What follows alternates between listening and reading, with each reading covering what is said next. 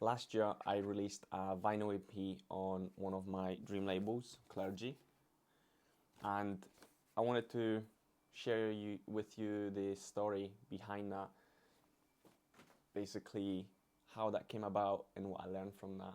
And I think this might be helpful for you to understand the reality of how things like that happen, because I did not expect it to go down the way it did. Basically, I've been making music for a long time. It's about six years, and for a long time I felt like the music was great and I want to release it and it's the right EP, and it just wasn't. So every couple months I would basically review my music, feel like this is the one, this is where the EP comes together, I'm gonna release it and it's gonna be huge. A couple weeks would go by and I would end up hating the music. So this is quite important because it's a normal part of the journey. I think that especially if you continuously improve and you evolve and you change, your sound changes, is kind of normal for you to dislike your own music. And some people do forever. I've met many artists who've released incredible music and they still don't like it. So the first thing is just like, it takes a really really long time to do that. And after making music for ages, I was kind of oblivious to the whole idea of record labels as well. I was doing releases on my own, just posting them on SoundCloud, not really thinking of it seriously, not thinking of being kind of a professional artist. I was just making music, releasing it on SoundCloud, sending it to my friends. That was really it for the first few years. And then I got deeper into it, into DJing, into making music, and I was like, oh, this is really cool. I was kind of taking it seriously. And then that's when I wanted to make sure that my music, that what I'm doing with my music is important. I wanted my music to be valued, to be enjoyed, for the right people to hear it.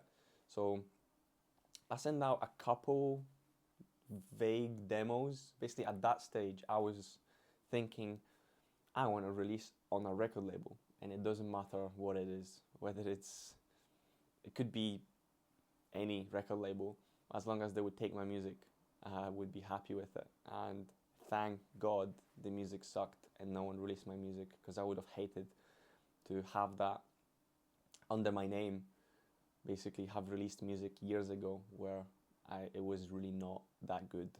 So sort of a blessing in disguise in that not working out. So I sent out a couple demos to record labels, nothing came through from it. But at some point, it was about 4 years, which is, I've been making music for 4 years at that point, and I actually got a bunch of tracks that felt like a significant shift in development in my sound. And I was like, oh, this is something. Like, this is actually music where I feel like I could DJ with myself and play, and I was quite happy with it. So at that stage I felt, okay, I'm just not gonna bother with record labels, I'll self-release it. So I prepared the release with some graphics and a couple social posts, and distributed it to SoundCloud, so it ended up on Spotify, put it on my Bandcamp, people could buy it, and it was a decent release, and some people started playing it, and I had some nice compliments from it. But I was still playing on the large scale of the game of being kind of a techno artist in the techno world. I was playing a game this small in my little bubble.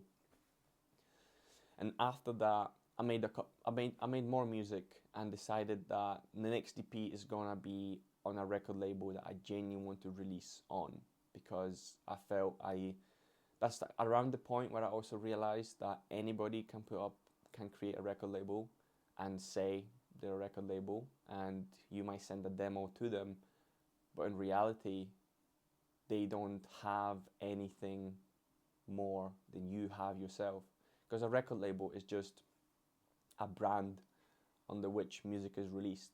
So unless that brand is reputable, or people are interested in it, or interesting artists have released on it previously, or they have a good promo list, unless these things happen, the record label doesn't necessarily matter that much, which basically that was the point where I decided either I'm gonna self-release my music and really put in the effort to get it in front of the right people and send it to DJs and post it in the right ways and get it in front of people's eyes, or I'm gonna release it on a record label I genuinely want to release and I respect. So I collected another bunch of music, which took months to create as well, and I started sending out demos, and for those I made sure I've looked up the record labels I wanted to release on, found the record labels that some of my favorite artists have released on.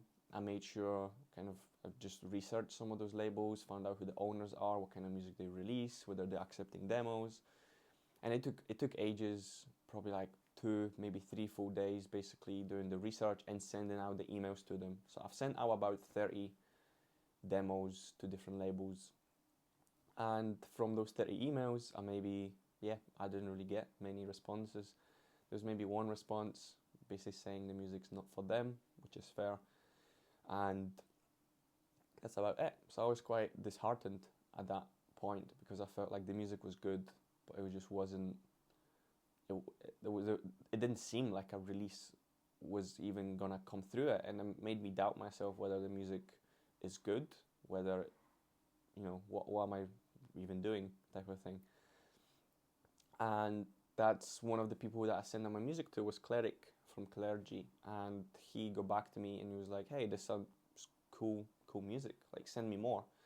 So I kept sending him more over the next couple of weeks and couple of months, and kind of started chatting to him a little bit, and at some point he just kind of gave me a call and he was like, listen, like I really like these tracks, I would like to put this on vinyl on Clergy.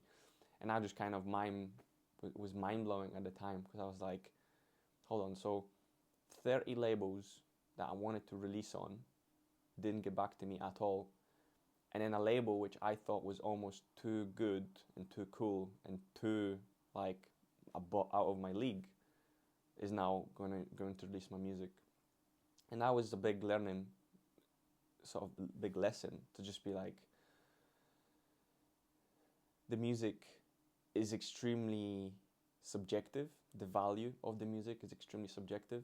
It might be very much hitting someone deep in the soul, where they get truly connected and the music resonates with them and they really value that music. And then you might play the same music to other people and they're just like, not really interested. So that was just a sort of a kick in the face with reality of like, oh, okay, I see. So, 30 rejections from 30 record labels didn't necessarily mean the music was not valuable. It just meant it wasn't the right time. It wasn't the right music for the right label. There is an aspect of a lot of labels have very, very distinct sound that they're going for, and anything outside of that sound they're not really that interested in, which I think was the case for all the record labels that I approached. But the lesson was also that there are people who run record labels or are DJs or are artists, and they value innovation and creativity and the craft and the art. So those are the people that exist, which was a big it was a big lesson, and it was really important to just, for me, to remember that it's those people I need to sort of stick around, people who appreciate my music, and not really bother about those people who don't appreciate my music, because it's not personal. It's not about me. It's not about them. It's just a taste. They run a record label. They like a specific sound of music, and they get hundreds of demos all the time, and they just won't reply to all of them. So, yeah, that's quite not how I expected that to come around, and it's just worth remembering that I think if you are planning to release on record labels, it's really worth to start from the very top.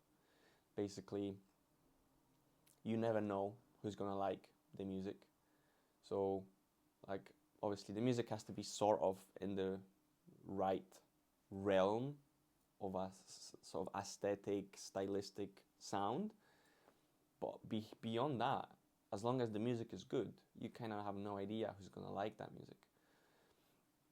So if you are sending out demos, like start from the very top, like record labels who you might think are outside of your reach, because who knows, maybe they will actually really like that music. And also be cautious of sending out or agreeing to release on record labels that you're not sure about, because just because it's a record label, it doesn't mean they're going to put in the effort and into promoting that. Maybe they will put in the effort into promoting it, but they just don't have the leverage. Maybe they just don't have an email list. Maybe they don't have a connection.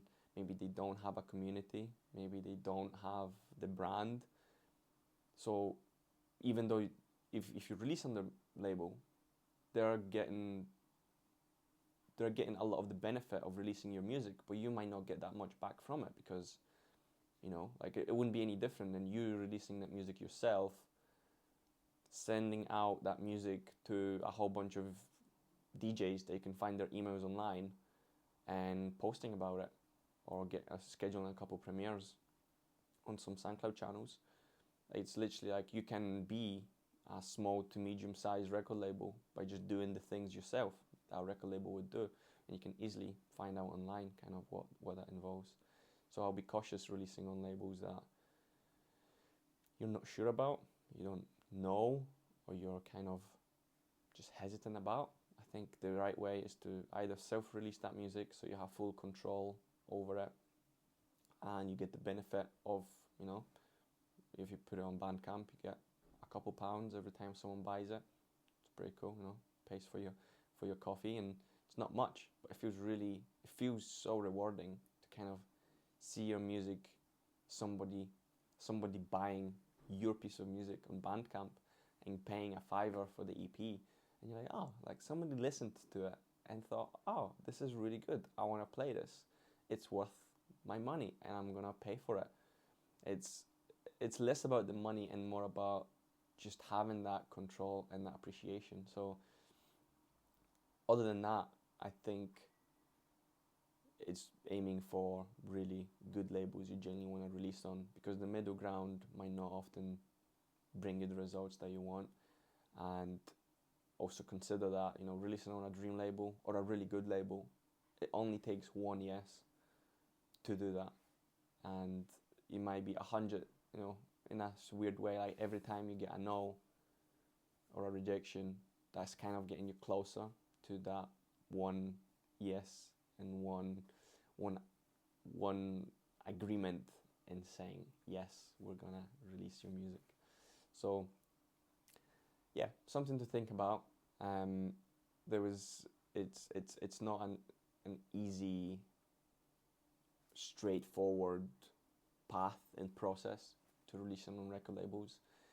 Keep it in mind, every record label is just a person on the other hand, on the other end, and they like people who are nice. They want to hear music that they will enjoy and like. They want to hear cool sounds. So all those things are true, but it's also true that a lot of labels might hear your music and it's not going to be for them. And I think a fundamental part of it is that I think the music has to be good. Like my music was terrible for a long time, and then it was just okay, and then it was meh. It wasn't really that good, and that's why the labels didn't agree to release it. Which I'm glad they didn't, because I wouldn't have wanted that terrible music to have been released under my name, under another record label that has all the control over it. So I think that's another benefit for self-releasing music, that if you self-release it and you hate it, you can take it down and make it disappear from the web. So that's another benefit of self-releasing, especially early on.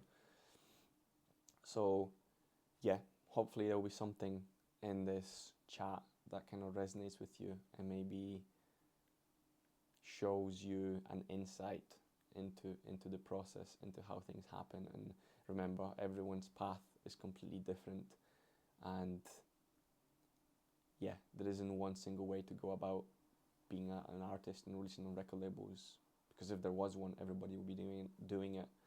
So yeah, have a think about it. I hope this was helpful, and thanks for watching. There will be another one of these.